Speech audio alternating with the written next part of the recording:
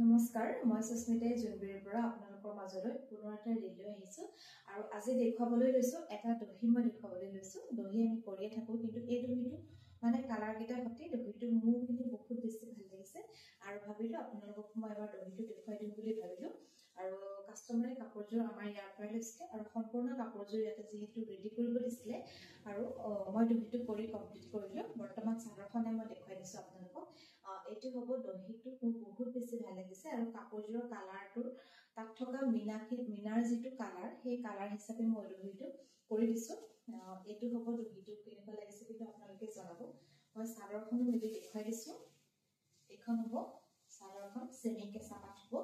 এইখন চাদৰখন সম্পূৰ্ণ চাদৰখন এখন হ'ব আৰু আঁচলটো বহুত হেভিকে কাম কৰা আছে এটো আঁচলটো হ'ব আৰু ইয়াৰে দহিটা এইকিটা আৰু দহিটোৰ লগতে কাপোৰযোৰ কেনেকুৱা লাগিছে কিন্তু জনাবলৈ নাপাহৰিব